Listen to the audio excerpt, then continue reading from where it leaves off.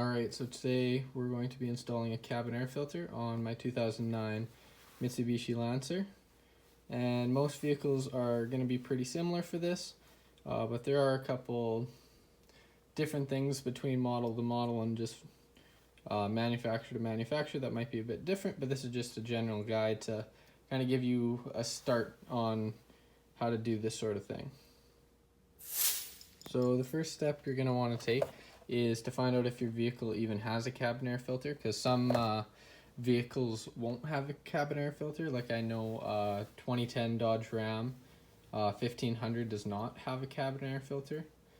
And just so we don't get this confused, the cabin air filter is going to be different from your engine air filter. And the cabin is just for the air coming into the inside of your vehicle that you're going to be breathing in, and the engine air filter will obviously be for the engine. Alright, so once you have that figured out, if you have a cabin air filter, the next thing to do is to find the right filter. And as you can see, this is the right filter for my vehicle. It is a CF10140, which fits perfectly for my vehicle. And then once you get the filter, which you can get at most part stores, to find the location of where this cabin air filter goes. So I've seen on some vehicles, like some luxury vehicles, they've even had it under the hood. Most of the time it's actually going to be in your passenger, in the glove box compartment there, just behind it, and you'll have to take out the glove box.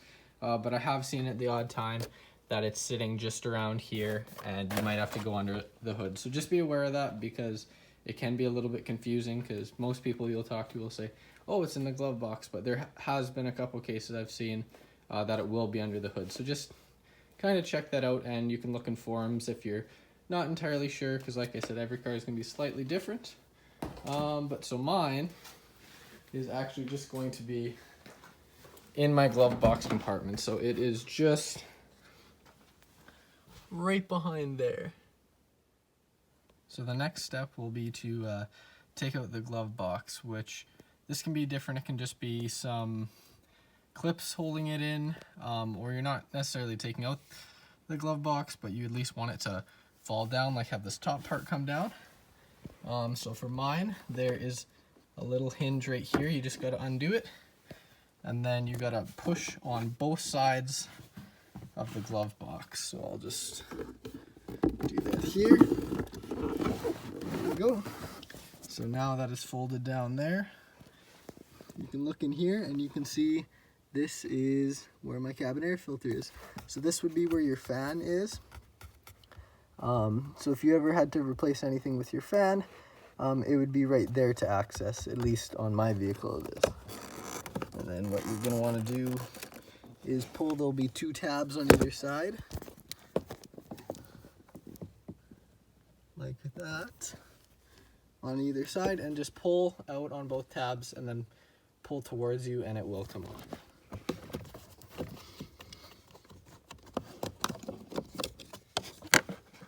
Alright, and so the first thing to note is you can see the part number here. And one thing to note is make sure to note this direction of flow. Whichever way the arrow is pointing, that is the way you want the direction of flow to go. And now all you have to do is just take this out, and sometimes it can be a little bit tricky depending on how tight these are or what. There we go. And this one is usually pretty tight because you put these foam on the side, but as you can see, that is very dirty. So it looks like it is time to change this one, and that's just what it looks like with no cabin air filter in there. And yeah. Alright, so the next thing you want to do is verify that you have the right air filter, because if it's different, you're just you're gonna want to make sure that's the right one. It could be an updated version, but most of the time, if it doesn't look the same, it is going to be the wrong filter. So here we go. So there's that number again, CF10140. And this one, oh, focuses, CF10140. So they are the same filter. And you can also see here are this foam pads that we put on the side here, which is the same as what this one has.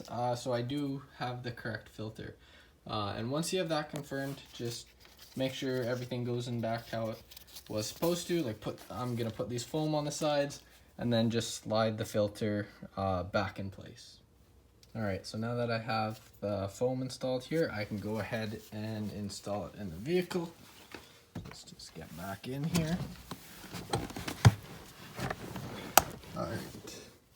Okay, so then just note the direction of flow again. So this was, the direction of flow was facing down on this one, so I want to keep it that way.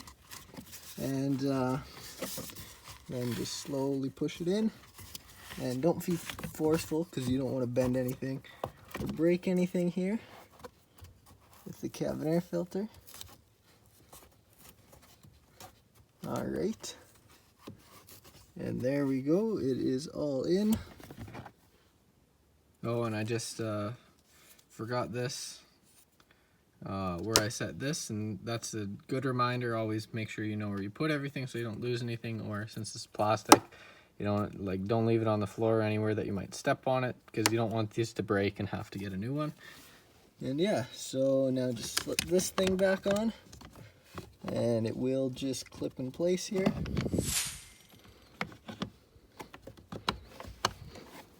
There we go. Now just make sure to put the glove box back, which for me, these just loop over top of those, and then you push it up, and then once it clears this point here, that snaps past. And lastly, don't forget just to put this arm back on there. And then once you do that, you can close it, make sure it works well. It'll come back down, go up, and you're all set to go.